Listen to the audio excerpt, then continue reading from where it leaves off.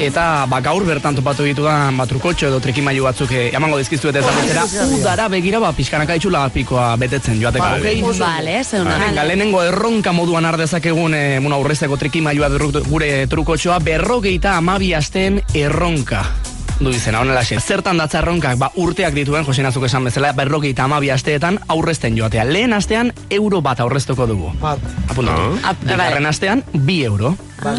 Bueno, hirugarrenean, laugarrenean, lau, eta 50 astean, €50, 51 astean, €50, eta horrela urte amaierarako, Estatu Batuetan eta Kanadan, segurako arrakasta izaten ari da erronka honek. Hau jarraitzen badugu, 52 astean erronka hau jarraitzen badugu, urte amaieran, €1.360 aurreztuko ditugu. Zenbat? Kontua da, Josena agian esaten duzu, aste honetan, eurotxo bat aurreztea zazaia, baino ja, pixkat denboran aurrera guazen egin, tokatzen zaizunan 40 aurreztea. Azkin dugu egin, Joseba, esate baterako batiti 52 jarri taka kasilatxo batzuk, eta esan aste honetan, aste honaiko naukat, 52, plapa, ordaintu, tatxatzuzu 52. Urrengo puntura salto gehiago. Bidaia erosteko egun aukeratuta ere, aurreztu daitekela konoski. Egaldia erosteko egunik onena aste artea da.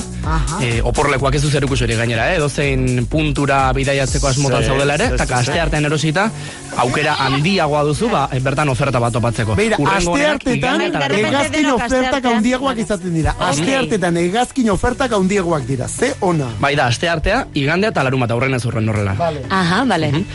Gero, egaldi nazionalen prezioak normalean bidaiatu baino 12 egun lehenago garesteitzen dira nabarmen, hori ere kontuan izan. Egaldi nazional bat erosi, baino 12 aste lehenago erosi.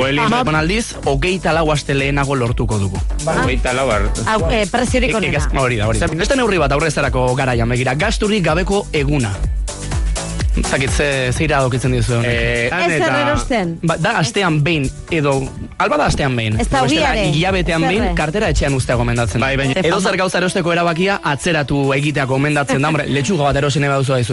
Bizitza, hortxe, arriskatu eta kilo erdi bat naranja bat erositzazu, ez da zer pasatzen. Baina, batipat erropa dorlako kontuetan, bai hori, ahorradoras, idatzi duen, idazlonek gomendatzen du, egun bateko hausnarketa egitea, hori, edo zer gauza pixkat garestizia dan edo zer gauza erosterako garaian. Egun bat hausnartzen.